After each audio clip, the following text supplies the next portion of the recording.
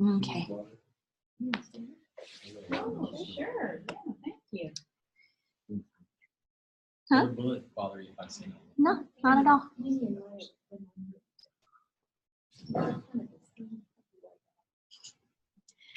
So I want to reiterate something you said earlier, but that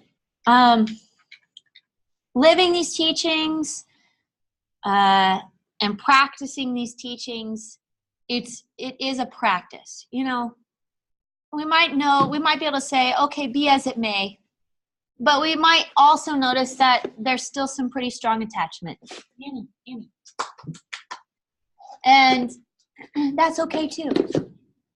Your awareness of what's going on is what's the most important, and that it does take practice. It takes practice to really feel be as it may. You know, it takes some surrender. It takes, or to recognize life's the doer, that no one's punishing you or rewarding you. Oh, here's a great one. Here's a great example of life's the doer. You have a baby and it needs to eat. You know, you just had a baby. Turns out you happen to have breasts and they just know how to fill up with milk. And it just happens to be the right exact nutrients that the baby needs. Do you say, I'm feeding the baby? No, life's feeding the baby through you. You didn't know how to make that milk. You didn't make your own breasts. You didn't know how to make that baby. Life knew how to do that inside of you. That's the intelligence of consciousness, right? Life's the doer here. Relinquish that. You know, I'm, and then because what comes along with this, that I'm the doer, is I deserve. I have the right for this. This is arrogance, or the opposite of that, right? Yes, the inverted ego. Or what are you thinking as the opposite? I don't deserve. Yeah. I don't have the right. Yeah. So that's called the inverted ego. I'm not good enough. Very insecure.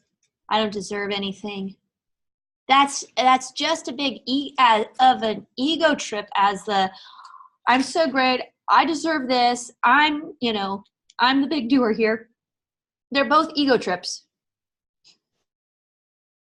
One's inverted, one's extroverted. So life's the doer. All right.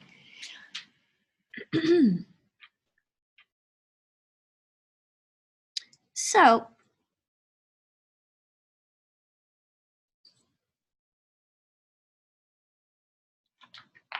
life's the doer. Let's see. Let's just move into making friends with the mind. So what number are we on? Number 4. Making friends with the mind. Our mind has tendencies. It's propelled by our karmas, our samskaras, and the 3 forces of nature. You know, when you go to bed, you can't make yourself go to bed, can you? You can make yourself lay, you lay down, but I mean, you can't make yourself fall asleep. You can provide as many as the right environment. You turn off the lights, you lay down, maybe you took a hot shower, you do everything you needed to do, you're drinking some chamomile tea, but you can't actually force yourself to fall asleep. That happens. Same thing as you can't force yourself to wake up. It happens. Now, there is such a thing as, you can set your intention and there's a conscious part of your mind that will follow. I'm not talking about that. What I'm referring to is how the gunas play themselves out in your mind. When the tamas guna rises and is the strongest, you'll go to sleep. Okay? Makes sense, right? You can sit to meditate and just have your mind racing due to the rajas guna is just racing and you can't still it.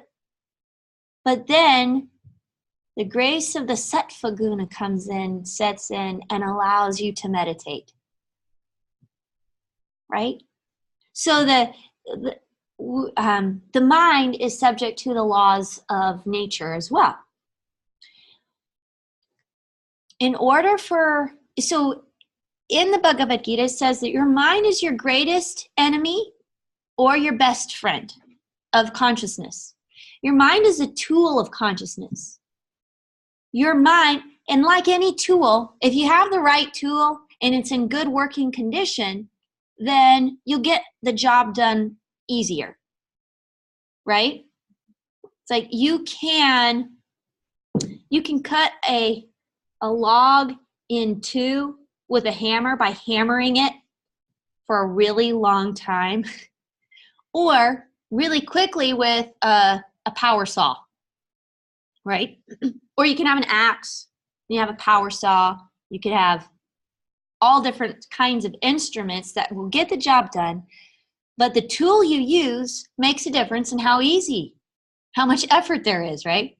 So your brain is the tool or the instrument of your mind.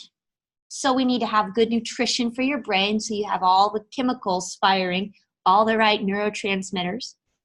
And your mind is the tool of consciousness. So the state of your mind will make it easier for it to wake up or not. It might have to like pound you around a little bit. So we want to make friends with our mind because friends are helpful. Friends are important. And when we make friends with something, it's on our side. It's got our back, right? So when we're in the process of training our mind to live consciously, sometimes its tendencies are going to be stronger than what we're wanting it to do, right? So, but if we suppress, we're like, I shouldn't feel this way. I'm trying to live consciously, but I don't want this thought. As if the thought has any reflection on who you are, which it doesn't. You are the observer, not what you observe. When the mind, it starts to do things that you don't like, maybe there's too much rajas guna and it's just going crazy and you can't sit still, then you befriend your mind. How do we befriend our mind? A story. Say you have a friend, and your friend loves to go partying, drinking and smoking and partying. You used to love to do that, but now you don't like to do that anymore. In fact, you've completely changed, and that actually you kind of feel repelled by it. But your friend calls you up and says, hey, you want to go out to a party tonight? Get drunk? And if you say, you should not be doing that, that's so bad, in fact, I'm going to stop you from doing that. Your friend A is not going to be a friend anymore. They're just going to go out and do it anyways, right?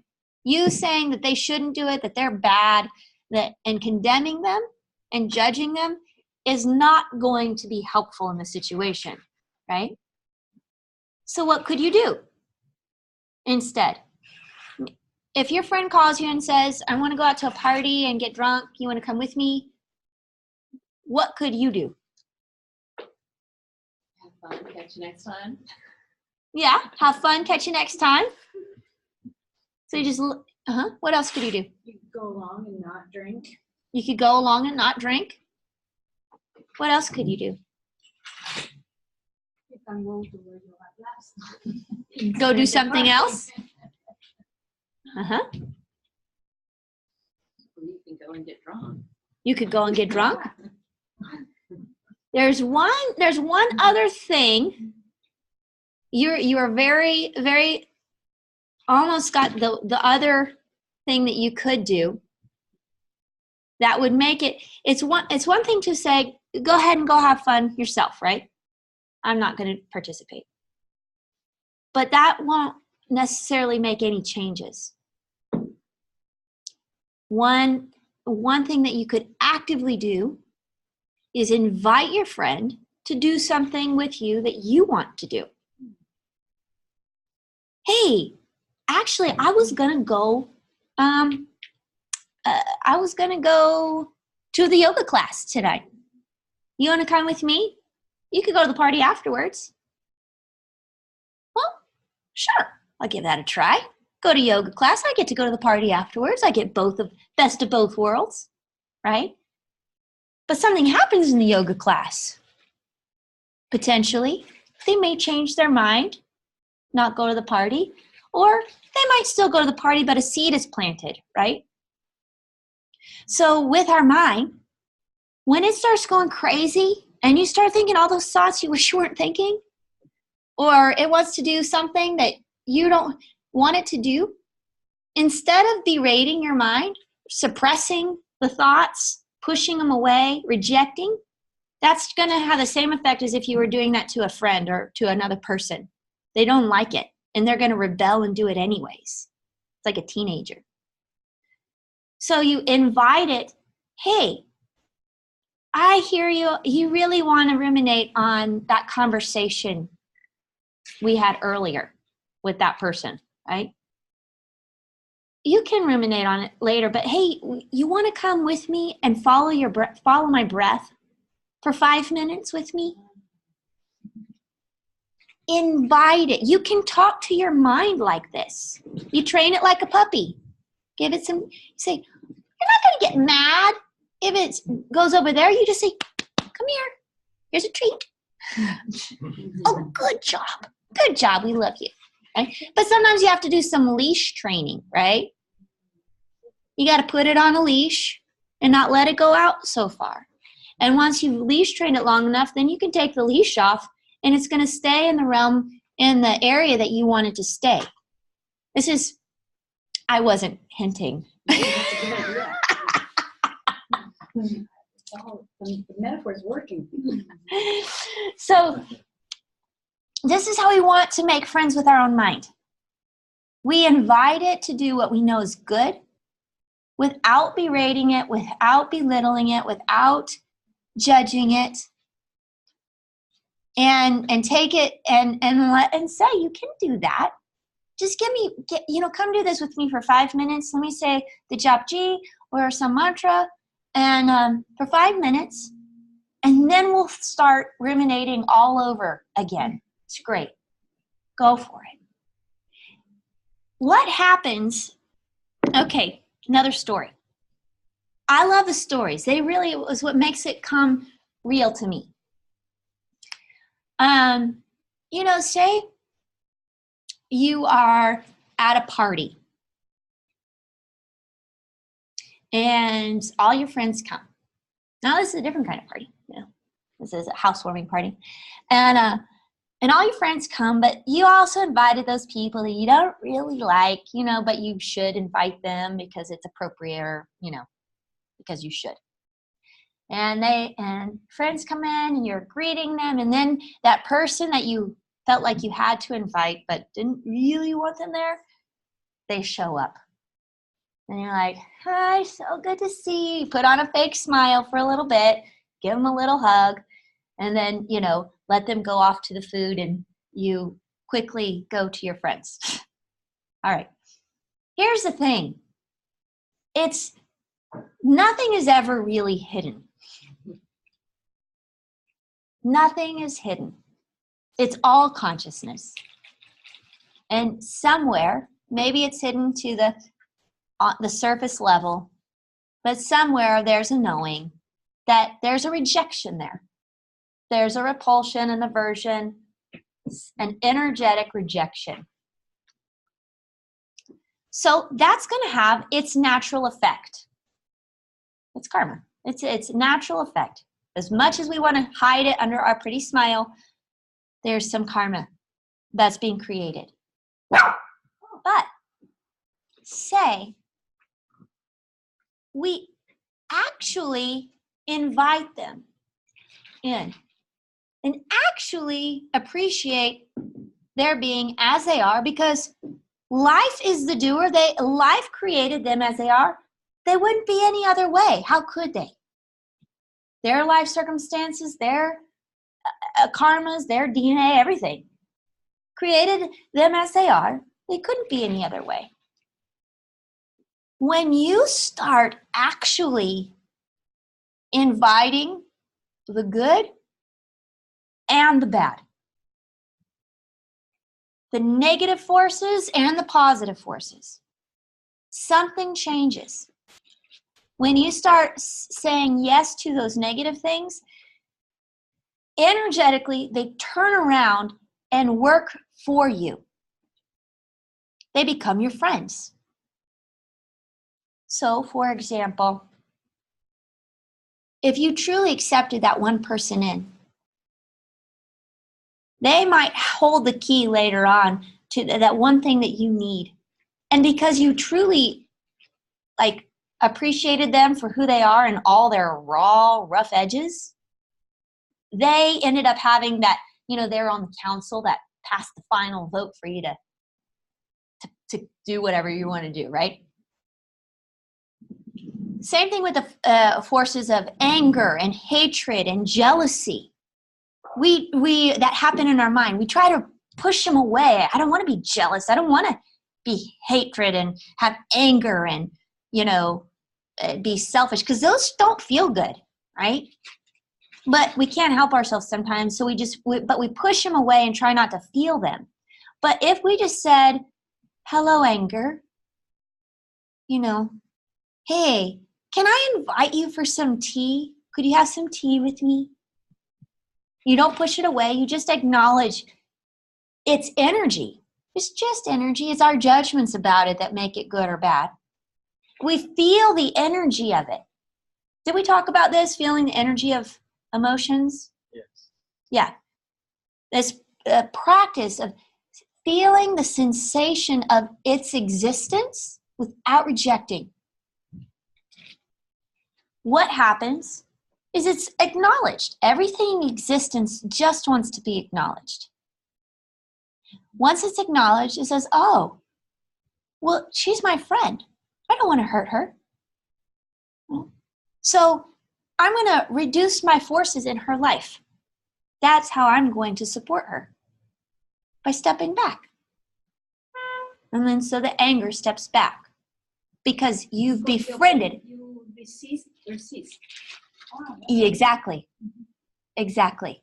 What you resist persists because it wants acknowledgement, and not just like, hi. Oh, yeah, you again. It's like, come here. You're here. It's the perfection in the imperfection. Let's embrace. And how we do that with our mind is when we're having thoughts that create emotions that are really painful, we simply be there with that sensation. We don't think about what caused it, the thoughts. We try to hone in and feel it, recognize it, and be with it. And then you say, hey, would you like to come with me to do the mantra for 5 minutes?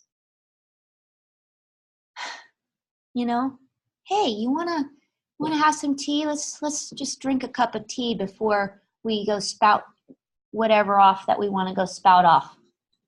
Mm-hmm. Fill your mouth with some tea and then feel the sensation of your breath in your nose. Those two things will keep you from talking and regretting what you say. But you get how we make friends with our mind and those roaming tendencies is to not reject. And then those tendencies, and this is one of the principles in the Yoga Sutras, and in the Bhagavad Gita, it says that self-doubt is the tendency that is the most destructive. Self-doubt. But that the tendencies that are the most destructive in your life or most challenging in your life will turn, if properly applied, will turn into your greatest ally. It's the same concept of your mind is your best friend or your worst enemy. If you befriend what is there, it will turn and change and become your greatest ally. But it's scary to turn and befriend that which you hate, that which you don't want. It's scary. There's no other word for it. Well, maybe there is, like repulsive. Right? But it changes. Everything is a projection of your mind. This world is a projection of your own mind. Everyone you meet is a projection of you, waiting for you to greet it.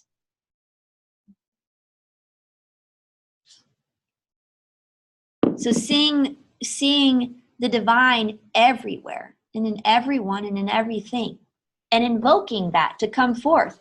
When you invoke it to come forth, that's what comes forth. You see God in the person in front of you. You can either be talking to that person, or you can be looking beyond the person to the God in them and invoking that to come forward. Just with your intention. You could be talking about the Bhagavad Gita, staring at this divine manifestation in front of you. And they think you're talking about the Bhagavad Gita, but really you're mentally invoking their inner self. You could be talking about your grocery list. Saying, oh, what do you need at the grocery store? What are we going to make for dinner? It can be so mundane. The thing in the West is we've separated the mundane from the spiritual, and we think that, okay, we've got to live our life and do a spiritual practice. But what the Bhagavad Gita teaches is that your life is your spiritual practice. And so we're just trying to retrain our perspective.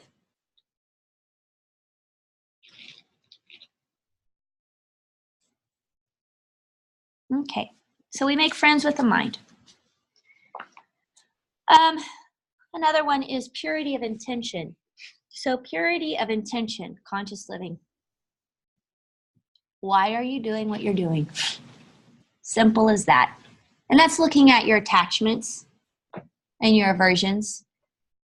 You know, are you saying what you're saying to get prestige so that people will look at you a certain way? Are you doing what you're doing to gain merit?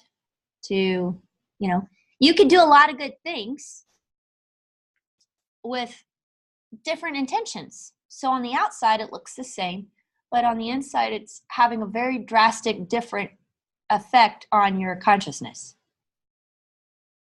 Does that make sense? Yep.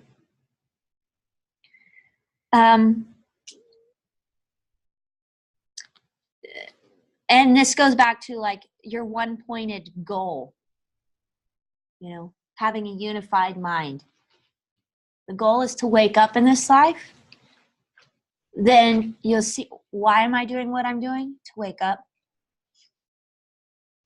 Why am I'm doing my laundry as a selfless service. If you're doing something anyways, doing it begrudgingly isn't helpful. You have to wash the dishes. Why don't they ever wash their own dishes? If you're doing it anyways and you're doing it begrudgingly, just stop. Just stop and invite your mind. You got to make friends with it because it's going off in a route that you don't like. Make friends with the mind. Hey, can we just do a few deep breaths together? And refocus on what my intention of my life is right now, and that's to wake up. I want to wake up. I want to surrender, which is the other aspect, surrender. How can I serve? How can I be of service? And what are you serving? So your intention and what you're serving. Are you serving their ego? Are you serving your need to be a certain, your need to be a good mom? Are you serving your need, what are you serving? Are you serving this divine self that resides within? And in that, you might happen to be a good mom, right? But I can serve my kid and create more attachment as being a mom and making because kids are an extension of us, and they definitely, if they come out good, then it's a good reflection on you, right? Man, the karmas of being a parent, right?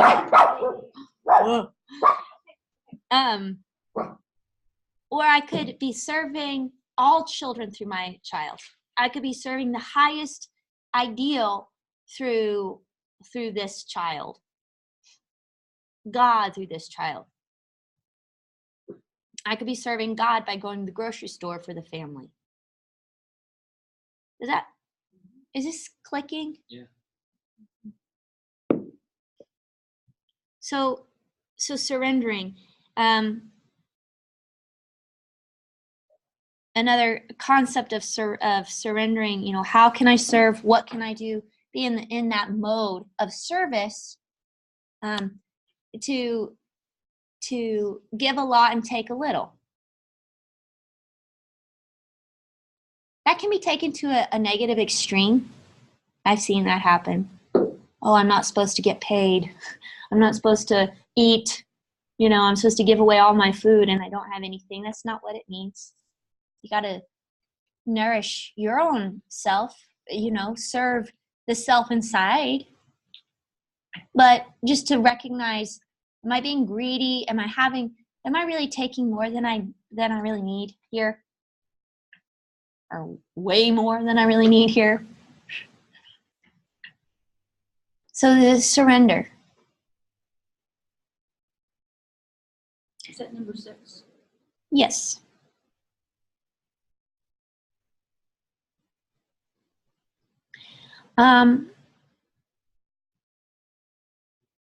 Then there's the precept for selfless action. And selfless action, so you have your purity of intention. What is it? Why you're doing what you're doing? So that just creates more self-awareness. You could notice, say you're talking, and in the middle of what you're saying, you recognize, ding, ding, ding, I really want to be looked at good. That's why I'm saying what I'm saying. I want them to think that something about me. And I'm saying this because of that. Or I want to prove that I'm right. I want to prove that you're wrong, or whatever it is. Whatever it is you're trying to, why you're saying what you're saying, who you're serving. So who are you talking to when you're saying it? Who, why? All these precepts, they merge into one, really. So then there's the selfless action aspect. Selfless action is not being overly attached to the outcome. So selfless action, the main concept is let the joy be in the doing and not in the resulting. Let the joy be in the process. And,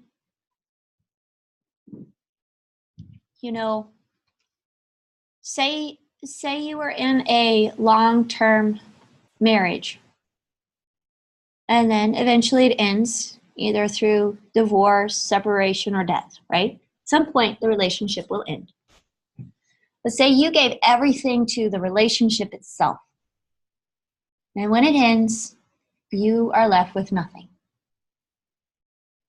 Depending on what you were serving in the relationship, if you were serving that other person and trying to make a good relationship, then when the relationship ends, you don't have anything left. But if you are serving your highest ideals, that unified mind, without the expectation, hey, this relationship has to look at a certain way for the rest of my life. I want this permanence, if you serve God through your marriage, you serve God through your family or through that thing, that when it ends, you're not left with nothing. You've cultivated an ability to serve your highest ideal with a unified mind through the circumstances of your life. So the joy is in the doing. I'm going to sit and meditate, whether I become enlightened in this life or in 10,000 lives from now. Because the joy is in the doing.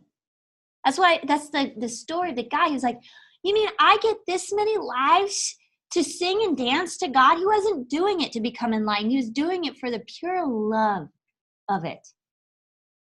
And that surrender that comes from that state of mind is what actually will wake you up. So the joy is in the doing. Not being so goal-oriented, but being in the moment, being in the present. Okay. And then that moves into the concept of affectionate detachment. So we're talking a lot about non-attachment, right? Another word for non-attachment is detachment. But sometimes we can feel detached. Sometimes the idea of non-attachment or detachment seems very sterile or uncompassionate.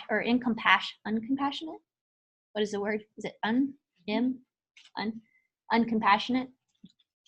Just kind of like, he's so detached. Doesn't even care about my feelings. They're so non-attached and aloof, you know. It can create a little bit of a misconception that we shouldn't care. We talk about not worrying about what we like. We do the best. We do what we think is best to the best of our ability, knowing that it's not. We say, be as it may. Whatever's best spiritually, let that come to pass. And so sometimes we think that we should deny what's being presented almost. We go to an extreme. And so that's why we always add the word affectionate in front of it. So affectionate detachment is the path of integrating, being integral in this world, relating to each other. As in the Bhagavad Gita, it says,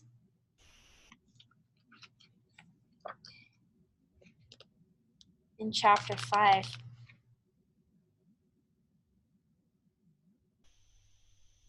oh, this is so good. You just got done reading the whole thing. Isn't it just so good? Yes. It's hard not to just sit down and read it, but I really like going through how to apply it too.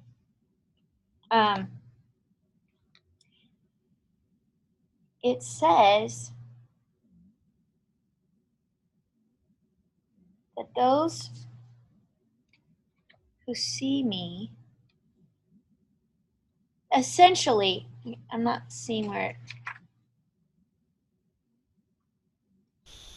it says that those who experience the sorrows and the joys of others as if they were their own are the wise, are the ones who are identified with the self. So when you're happy, I'm happy. When you're sad, I'm sad. But I'm not attached to it. I don't believe that that's who I am, or that it's necessarily bad to be sad. That be as it may, whatever's best spiritually, let that come to pass. But there's some element of compassion for the human suffering part of it. Right? So we want to embrace the world within a detached sort of way. So, for example, another way of looking is detach the soul from the actions that soul is doing in that form. Sometimes someone does something that we don't like, and we just push the whole person away. We judge them, we look down on them, we just don't want to identify with them. But what if we could invoke and remember the divine, like actually step towards the situation or the confrontation or the person or whatever. We step towards them. This is the affectionate part. We embracing the situation as it is, and mentally we invoke the divine, the spark that is longing to wake up inside of them as much as it's longing to wake up inside of you. And you're like, we're in the same boat. This divine spark is longing to wake up in its dream in both of us here. Okay, you're acting angry. I'm acting defensive. But I'm not going to run away from you. I'm going to stick it out. Now, that doesn't also mean that you stay in negative situations. But I'm just working with changing perspectives here on how to live more consciously when we're presented with a challenging situation. Can you move in, invoke the divine, and yet see that you don't like the actions that they're taking? So you still address, hey, it's really helpful if you tell me the truth. Lying is not gonna help our situation. But you're not condemning them or as believing that's who they are. You keep mentally saying, oh, Divine Mother, oh, Kundalini, you're in there. You've got to be. I know you're there. Let me see you. Don't worry about them. Don't worry about them changing or needing to be whatever you think that they should be, because divine ignorance, they're exactly how they're supposed to be right now. In fact, they're that chemical in your presence that creates this friction. It's not them. It's not you. It's the combination of all the things. And so you start recognizing that has nothing to do with them. And in fact, it's because of you that they're acting this way for you. It's not happening to you. They're acting this way so that you can see a part of yourself that you've rejected. Because the people that come into your life that most trigger you are actually it's representations of parts of you that it's called your rejected self. Because inside of all of us is everything. There's the Hitler and there's the Jesus and everything in between.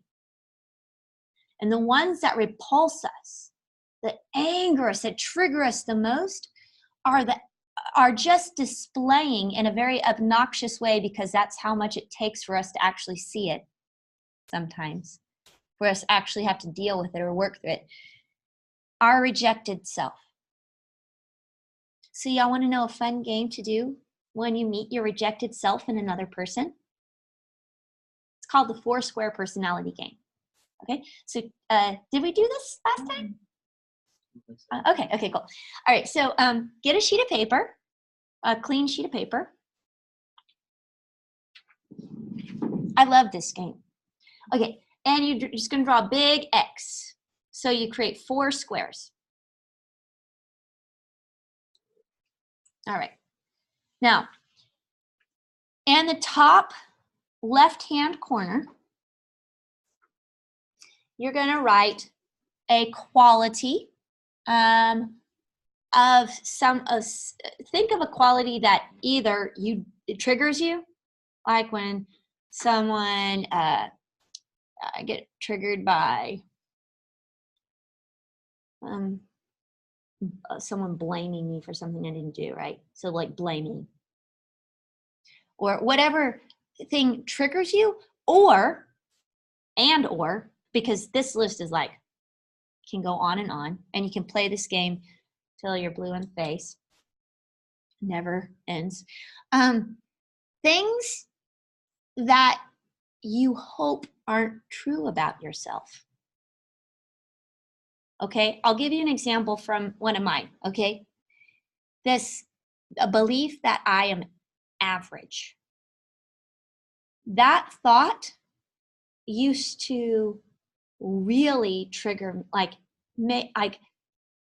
it was a force behind so many of my actions of trying to be a perfectionist, a fear that I might be average, just an average old person.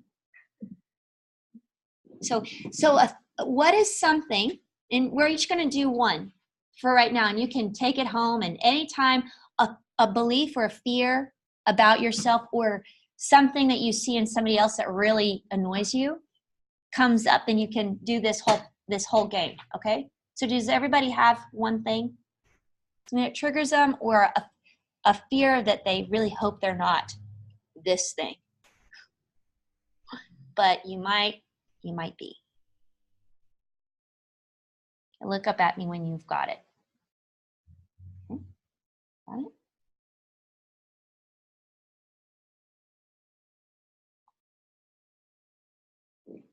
All right. And do you have yours yet? Do you have yours yet? Okay. You want to try? What kind of quality So like you don't like about yourself and that you think you have a lot of it, but you don't like. Okay. Okay, I find it. Okay, great. Fast. Right. All right. So in the box next to it, the upper right-hand corner, you're going to write the opposite of that. Now, it's not the dictionary opposite. I just want you to, what's the first word that pops up for you that in your mind is the opposite of that? It's the opposite quality. And it doesn't have to make sense to anybody else. It's just, what's the opposite of that?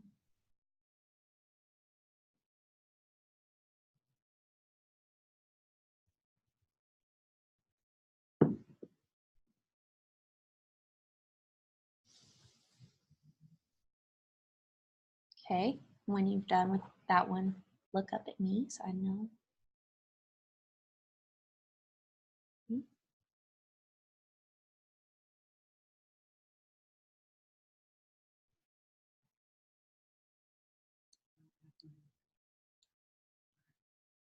What's the quality? Well, like I don't know if I did it right based on your. It's all of it. The only what came to mind was harsh judgment as far as what could trigger me from someone else. Okay, harsh judgment. So, what's the opposite of harsh judgment? Non-harsh judgment. No, I mean, well, hold on. Before you write acceptance, feel it, because we want to like. Is that what you're talking about? Something that triggered that makes Yeah, trigger you? something that triggers you, something that you don't like about yourself, something that you fear might be true about yourself that you really hope isn't. It's all of it. All of those sorts of things can go in that first. So an opposite. Let me give you an example. So mine, upper left hand, is average. Afraid that I might be average, and I've got a lot of that average quality. Okay. So in my mind, the opposite of average was perfect. Now that's not the definitional opposite, but in my mind, I was going between, I'm either average or I'm perfect. And if I'm not perfect, I'm average, and I don't want to be average, right? So I had this duality, this of fears going on, right? Okay, so do y'all have the opposite now? Okay, so in the lower right-hand corner, you're going to write a negative quality that can come from the box above it. Okay, so in the right-hand box, the opposite, what's a negative quality that can come from being perfect? In my mind, well, I'm stressed, trying to be perfect all the time. That's a negative quality that, see, these are just what come to you. It's personal. There's nobody else can answer the question for you. What's a negative quality that can come from the opposite? And then when you've got that, look up at me. And if you have trouble finding one, then we can go through it. You got it? Got it? Okay.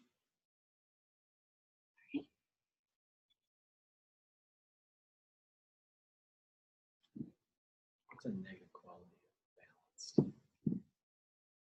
A negative quality of balance. See, this is fun because you really get to turn your perspectives all upside down, right?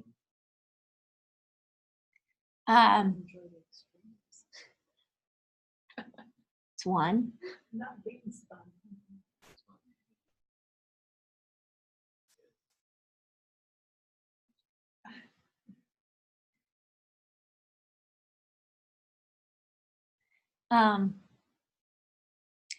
Another negative of being balanced is in perfect balance, life doesn't exist. In physics, quantum physics, they talk when all the gunas are in perfect, everything's working towards balance, but it's the fluctuation that gives rise to life. And in perfect balance, nothing exists. Non-existence. Oh, stagnation. Oh, I mean, it's like, it's fun flipping our concepts upside down and starting to recognize that there's different perspectives, different viewpoints, right? Okay, so now in the left-hand bottom corner, write a positive quality that can come from the thing in the upper left-hand corner.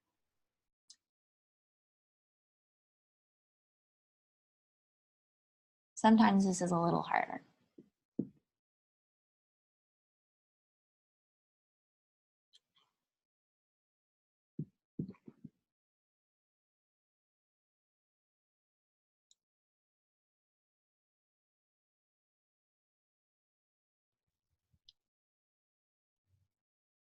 Got it? Got it? If you have trouble, you can.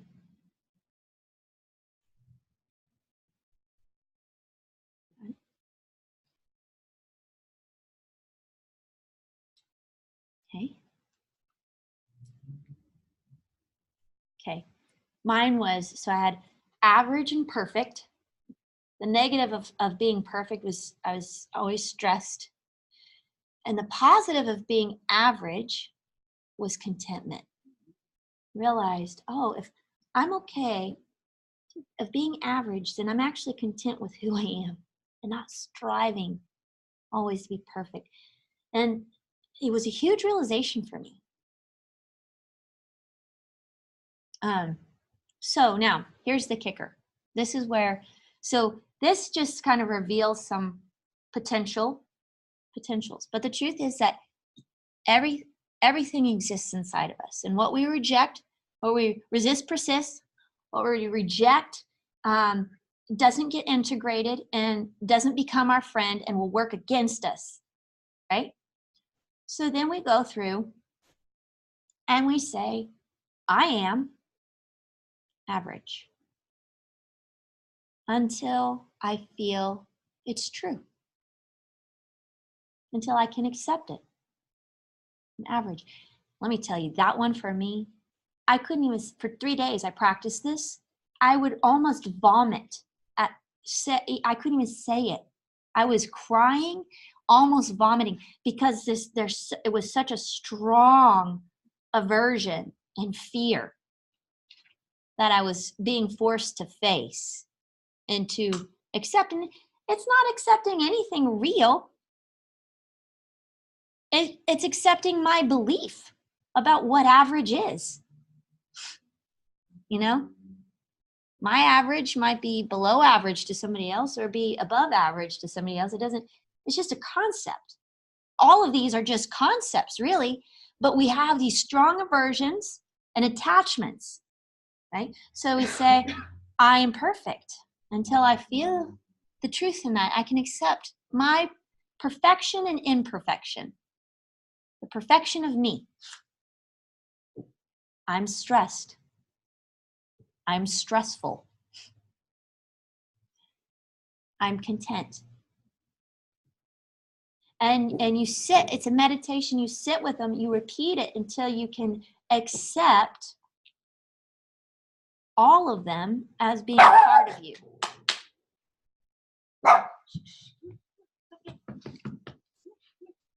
Okay, so this is a practice, and I say it's fun, but it's not always fun. Like trying to say I'm average and being okay with that was not an easy process, but I actually came into a contentment and a freedom when I was able to fully accept it. That's changed my life.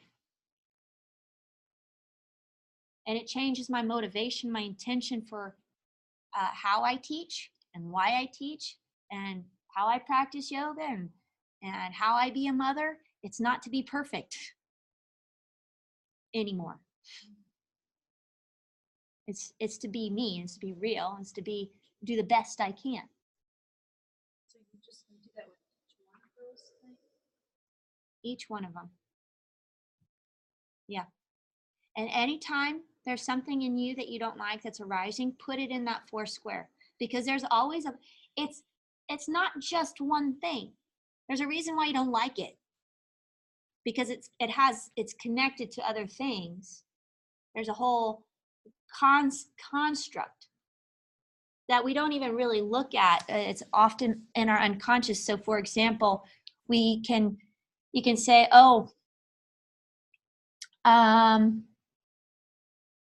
let's see.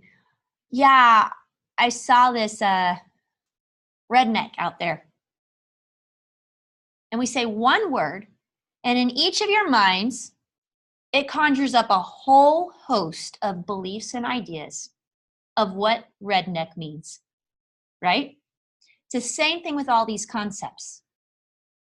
You know, this, what was you said, the constantly harassed? What was the Harsh judgment. Harsh judgment.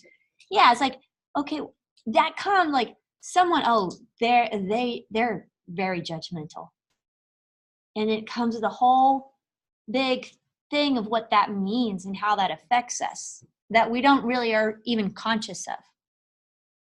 But that there's always a light side to the dark side. And so the more we can just start accepting the light and the dark, accepting the rejected parts of ourselves, then when we look at someone else who's displaying the essence of being average, you're not repelled by it. The essence of being a harsh judger, yeah.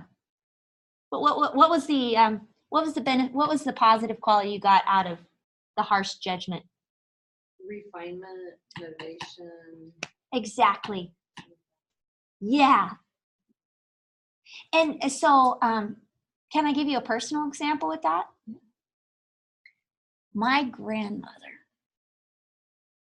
she was known as the dragon lady at work. And she was very, very harsh, critical judge of everybody in the family to your face. Anytime she talked about you to somebody else, it was only praise. But the only thing she said to your face was criticisms. And everybody in our family had a hard time with her. And I developed some issues, weight, like she always commented about how skinny I was. So, which created this idea that being skinny is unhealthy and blah, blah. And anytime anybody said I was skinny, I would like flip out on them, or at least internally, like, don't call me skinny. Actually, I'm fit, I'm strong, I'm healthy, and get defensive. And they're thinking, oh, I was complimenting you, right? Or something like that. But your own perceptions cloud your judgment about or on reality.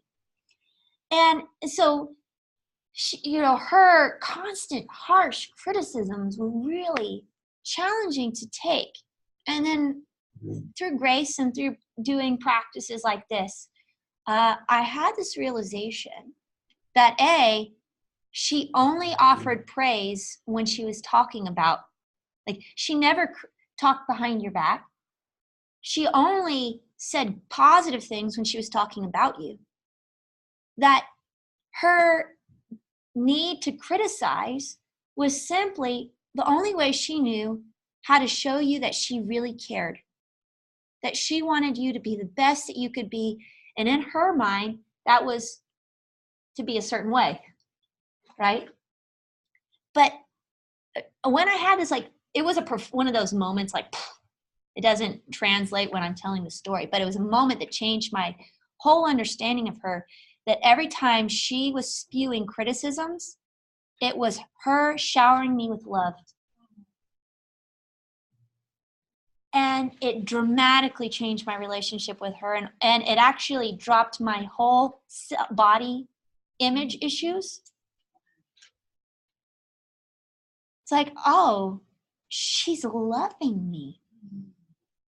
You know, oh, your face is full of acne. Why don't you do something about that? You're too skinny. You need to be eating more. I know, I'm so skinny. Yeah, I just started agreeing with it. It's like, yeah. Because I started taking it in as love, and it started nourishing me. And so this is how we change our perspective on nobody outside has to change. They're all just trying to reflect us, helping us to embrace parts of ourselves and see, and are we able to see the divine manifesting and masquerading in all these different costumes? And some we like that costume, and we don't like that costume. We're offended by that costume. Right? The more we try to work with our mind to live consciously, this is keeping our room picked up so that we can actually have deeper purifications during the processes of meditation.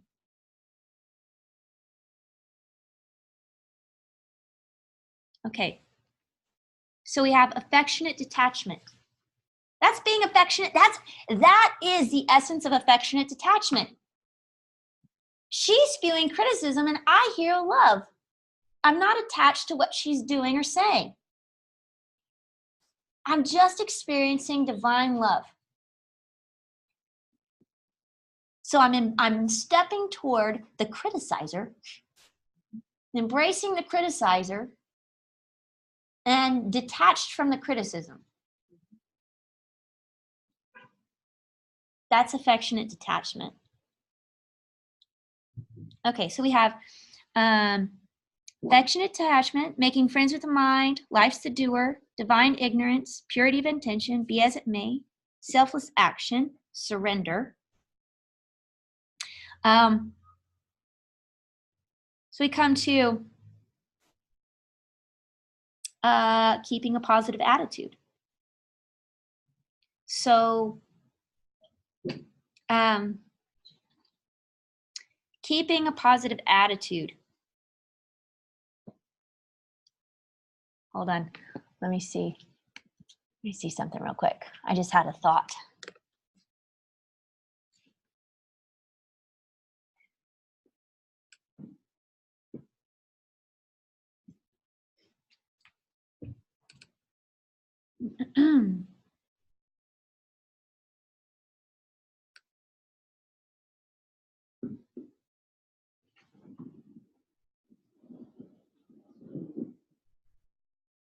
Yeah.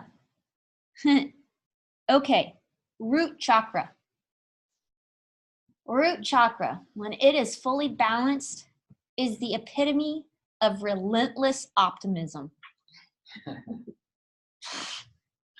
Life is happening for you, not to you. And it's all happening to wake up. In the Yoga Sutra and in the Bhagavad Gita both, it says that this world, this objective world, has a twofold purpose: for freedom and fulfillment. Ultimate freedom and spiritual fulfillment. That's the purpose of this world. Life happens for your awakening. That situation that you went through happened for your awakening. The parents that you got happened for your awakening. Life happens for you, not to you. And to think negatively about yourself, affects all beings. That's the inverted ego, because we're all connected. So staying positive is not rejecting the negative. It's not suppressing it. It's saying, light, there's something here. There's something here. And I'm going to see this in a way that uplifts me and the whole of humanity.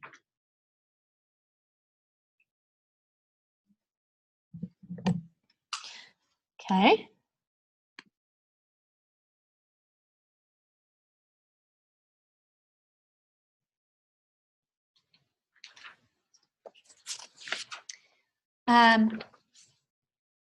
Compassion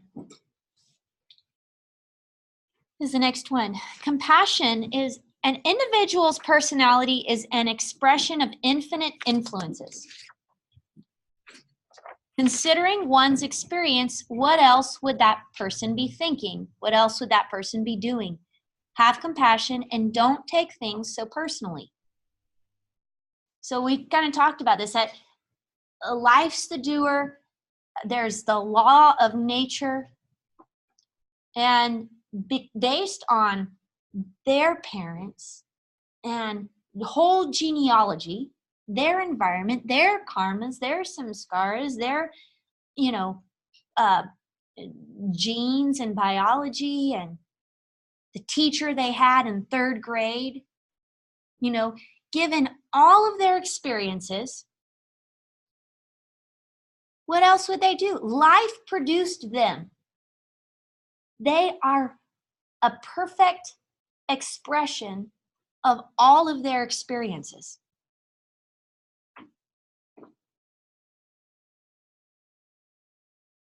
And just like you, they want to be happy.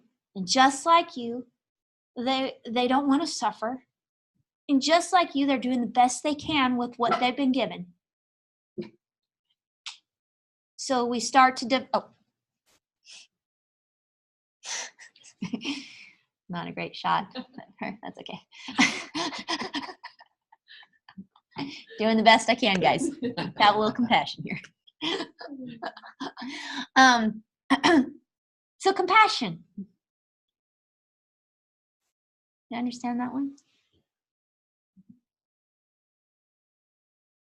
Okay.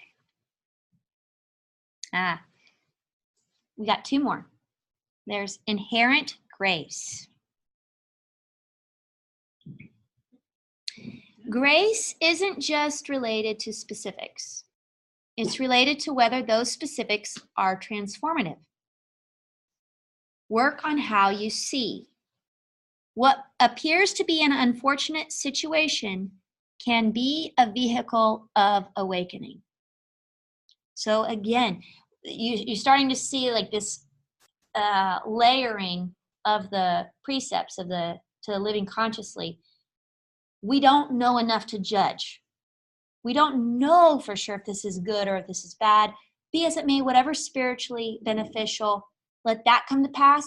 And when that comes to pass, that's grace. Whatever has a transformative power or effect on you is grace. It's a blessing. So grace is flowing constantly. It's through grace that we wake up. I have a question. Tell me in your own words, what is grace to you? What does the concept of grace mean to you?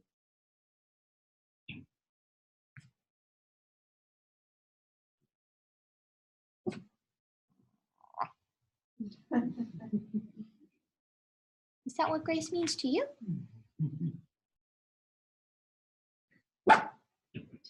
To me, when the religious teaching I was unmerited favor, but to me, it just means gift, and if I can look at everything as gift, or try to find the gift in everything, then that is awakening grace. I like that. Grace is a gift. Yeah. What's grace to you? Yeah, that's to me too. I would give to the same thing. I was just also thinking about what it produces. It's for me, it's freedom when I realize that when I realize what it is. I would say freedom Nice. gives is what this result.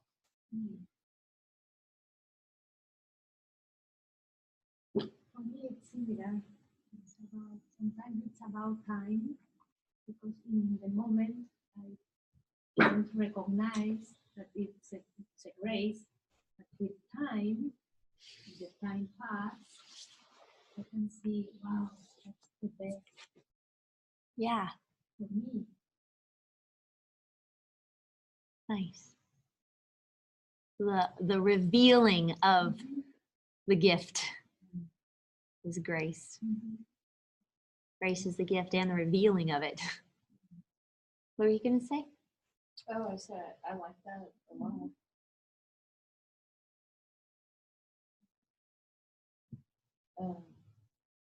But yeah, I don't have anything to What about you, Dr. Rollins? Let's see, my thought was that grace brings peace. Yeah.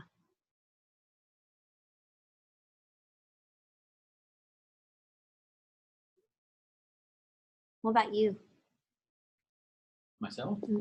Kevin? Okay. I think of grace, it's like something that you know, something that I want, something I like, but I didn't really do it. I mean, in a sense, like a gift.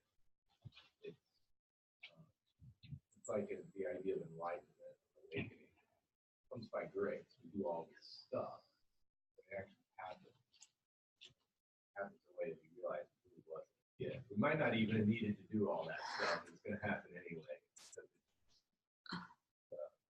All encompassing feeling, doing something almost that you know you really don't deserve. Cool. You deserve it, but that's the way to experience it. You don't feel like you actually worked for it. It's got to be a gift.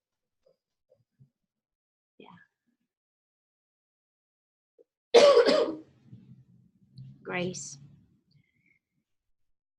How would you describe it? Awakening. Anything that has the power to wake me up. Which is it's the same, because that awakening comes with peace. It's a gift. It comes in the form of these gifts, such as challenges and rest and everything in between. It's the ability. It's the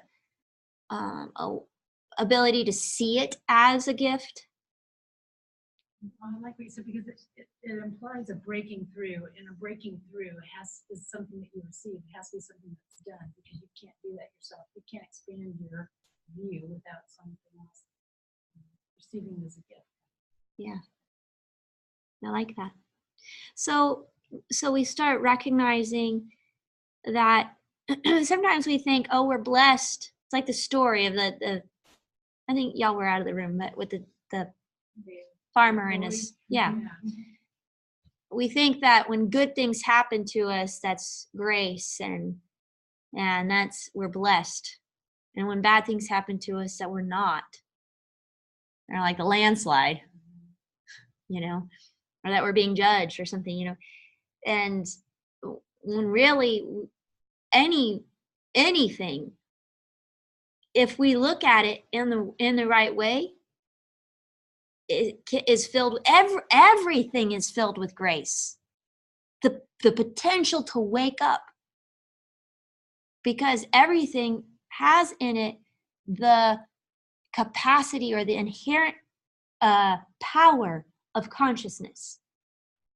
And because consciousness longs to wake up, and because this whole world was made to wake us up, it's here for our freedom and fulfillment, then there's a waking up potency inside of it. It's longing for us to see it. And it has to present everything for us to see and accept and move with and whatever, till we finally let go of the gripping of what we think we want and who we think we are. It just kind of rattling in our cage until we just say, I surrender. I surrender. And the last one is divine love. The nature of the inner self is unlimited love. A person or a thing outside is an occasion that allows this love to flash forth. While being grateful for the occasion, identify with the love and radiate it into all situations. So this can go back to the idea of like what you're serving, who you're serving, especially in relationships. Our inherent nature is love. But sometimes we have an experience and we fall in love. And then we think that it's because of this other person that we feel love. So we project the experience onto this other person, and now we have an attachment, A, and B, we've negated the fact that it's actually happening inside of us. Like everything you hear is happening inside your own head. Everything you see is happening inside your own head and creating your own experience. It has nothing to do with what's out here. And so the divine love concept is to recognize that in your presence, I've fallen in love with you. In your presence, that feeling is the occasion for the truth of my being to flash forward into my conscious awareness. To enjoy a really great apple pie is an occasion to experience that, the pleasure and joy of being of life itself. But we attribute it to the apple pie. If that were true, if the joy was inherent in the apple pie, then we would eat more and more and more, get more and more joy. But we know, you eat more and more and more, you get sick. So sickness is inherent in that apple pie. Right? Sweetness, fat, softness, crunchiness, all of it. But the love and the joy is your own very nature. And again, it's this world trying to wake us up. We keep looking out there to blame others and to project goodness, that it's because of them. It's because I have all this money that I feel so good. It's because I have all this health that I feel so happy. We can be grateful for the situation and enjoy it fully, but recognize that it's meant to help us experience our inner self.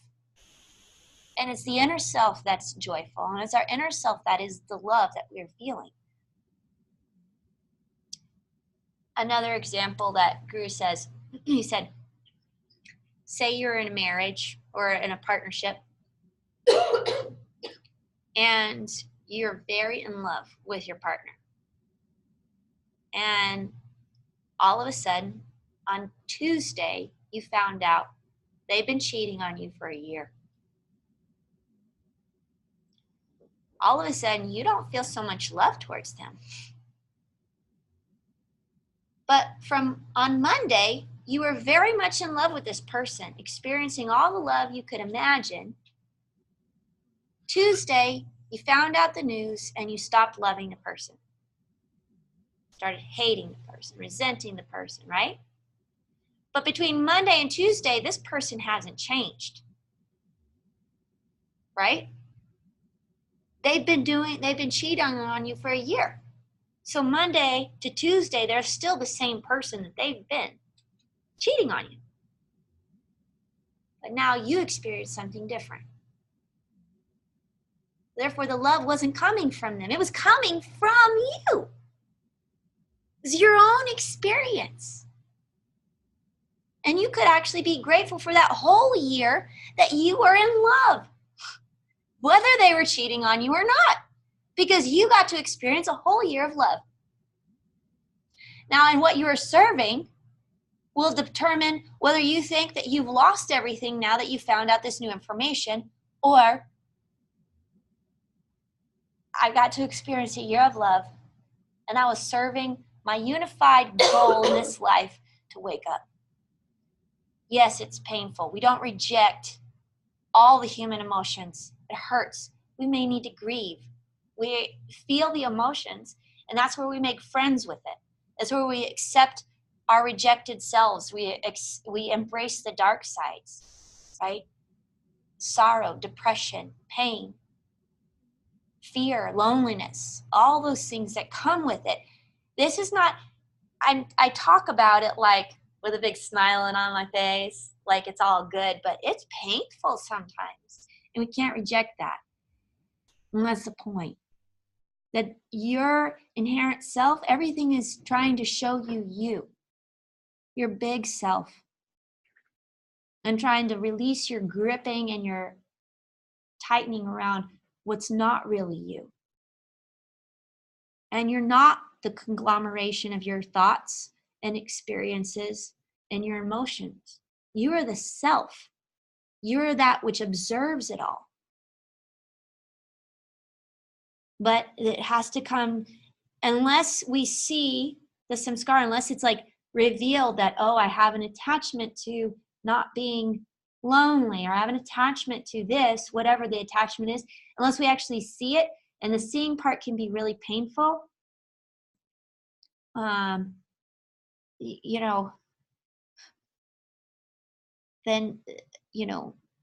but that pain, that pain is grace-filled to see something about ourselves. As long as we can we recognize it's not who we are. We want to be able to witness with compassion. Oh, look at Shanti. She's been believing that she's alone. We start identifying with the big S self that has unlimited, that its very nature is unlimited love and compassion, and will cry when you cry, but doesn't believe the story, doesn't believe that you are harmed in any way. That's another teaching of the Bhagavad Gita. It's not one of these precepts for living consciously, but that your soul cannot be harmed by anything that happens in this reality. Nothing can harm you. You're held. Everything is for you and is for our awakening, whether it's enjoyable or not enjoyable. And that doesn't mean we have to live in this like monotone, like I'm not supposed to get too excited or get too sad, or I'm supposed to be this way. You're supposed to be whoever you are. And just to start noticing, accepting all of it. You're not supposed to be a certain way. Everybody has a different nature about them. That's another teaching of the Bhagavad Gita, that there's infinite ways to wake up, and you go about it in your own way. So it talks about numerous ways of offering, of making sacrifices, or and the sacrifice is to offer something that is important to you, right? To offer something up. Some people do it with their time. Like, I'm going to sit. We talked about this last time. Selfless service is like that. Yoga is an act of selfless service. You going to a yoga class, it's you are taking time out of your day to serve the self in the form of taking care of your temple, your body, okay? In the form of clearing your mind from negative thoughts, in the form of whatever. Some people offer, they study scriptures. That takes time. You're offering your life force for something. Some people want to go out and do humanitarian acts. Some people offer money. What are those people called that have a lot of philanthropist. You know, they give their money. There's all kinds of ways to serve based on your nature, based on your propensities. You know, the infinite created infinite diversity to experience and express all of its possibilities, and it's infinite. We're not trying to all look the same and be in a box. We're trying just to be what we are and express that life how it wants to through us. And some people are more energetic and some people are less energetic. Some people are more this and other people are more that. We don't want to say, oh, you should be more this, or you should do, be more like this person. It's another teaching of the Bhagavad Gita. It's better to do your own dharma than to be and do it wrong, like do it really badly, but you're sticking with your truth and what you're supposed to be doing than to do somebody else's perfectly. Better to do what you're meant to do poorly and with a lot of mistakes. In fact, it's really good to make mistakes. Making mistakes is how we learn and grow. And if we're afraid to make mistakes, then we stay within a very narrow range of possibilities. Every great invention first came from a lot of failures. And here's another thing. Failures are not failures.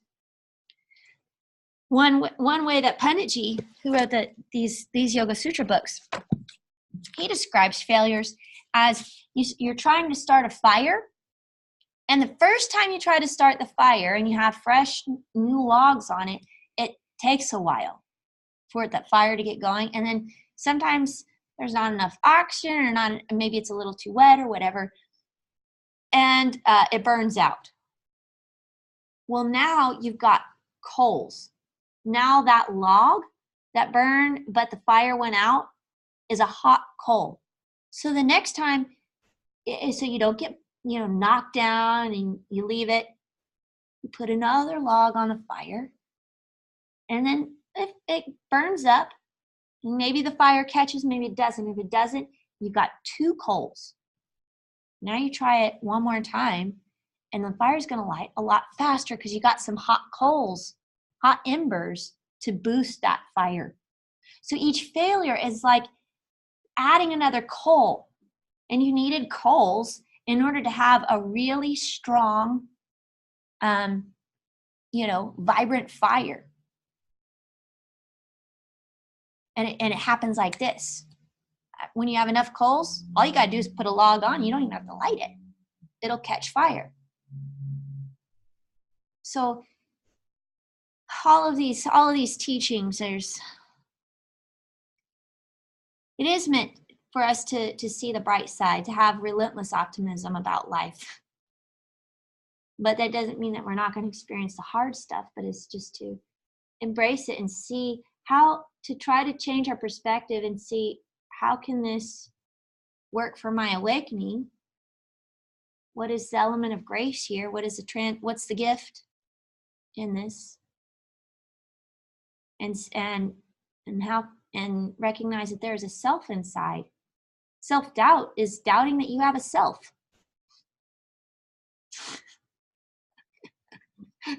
That's the greatest enemy, to doubt that you are the self, that you have a self. Believing that all your insecurities or failures or thoughts, or in the other side, all your successes, and you become arrogant and think that you're the doer. And you did it all on your own, pulled yourself up by your bootstraps, forgot all those workers that built the railways that were hauling your product across the country that made you rich, right? We think we do everything on our own and get arrogant. It's to help us stay humble, to help us accept all the parts of ourselves with compassion, to see ourselves in others, to see the divine in others, to invoke that to come forward. That's the yoga. That's the yoga. That's a hard part of yoga. Yeah. We think it's Padmasana. Any questions or comments? You do a great job. So good. Yeah, thank you very much. I'm grateful. I went up to see the guru over last weekend and gave it to me. He said there's a talk he gives called Hard Love, and it's stories about all the people who actually go and live with the saints that they'll kick them, say mean things, but it's different than someone else reacting and being angry at you. It's actually, they know exactly the right place to kick, the right thing to say that really triggers and brings up them, because you're also in this fire of love that'll burn it up, because it's grace when those things come up. Because unless they're up, unless you see that rotting food underneath the pile of clothes, you can't clean it. So it's grace when it comes up and it's revealed. Oh. And so he says all kinds of things to really draw it out. I only got to be there for 2 days, given my life circumstances. And so the first day was all love. I felt he's just pouring love through the eyes. And, it was really lovely, and talking and just that encouragement, that upliftment. And then the next day, right before, I had to leave that night, he says, you really only want that flowery kind of love. It makes you feel good. Because you don't want that fiery love that actually transforms you. I mean, and it was hard. You don't really want to be transformed. And I just said, I want off the wheel of samsara. I said, yes, it's in me in there to just want to feel good. I acknowledge, but I want the fiery love too. And he goes, you do? I'm like, yeah. The whole rest of the time, it was ego pounding, ego crushing, left and right. But it was at the same time, it was crushing the ego and uplifting who you really are. Like how?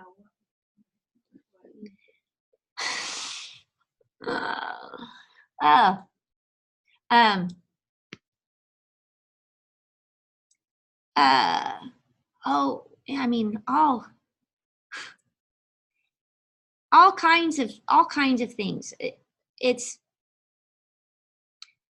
hard to just say, because the words really don't express it, what's actually happening. I mean, I could just tell you oh, you don't really want the fiery kind of love, but without actually being there and being me, being who I am and being who he is, and in that interaction, the way that pierces your heart, or it's man, you sure got a big ego, but you hide it good, or and you accept it. You yes, I want to show you. I want to ask the stupid question. I want to say what I'm doing, because I want it shown.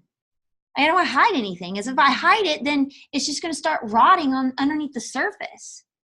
Oh, I've got a big ego. Great. Okay. Do you still love me? I got a huge ego. You still love me? Great. Okay, you do. You still accept me, and you still see the divine in me with a big ego? You still see the divine, it's this constant showing you the truth of your being, and showing you the ego all the way the ego manifests in your life personally, and all the attachments that you have. Not fun. Am I going back? Yes. Do I want the fiery love? Yes. Is it fun? Not so much. Not in the moment. But then there's that time where you're like, what grace. Thank you for showing me my big fat ego. Because now I can surrender it or work towards that. Slowly but surely, little by little becomes a lot. Yeah. Feel free not to answer, but I'm just curious about how did you get a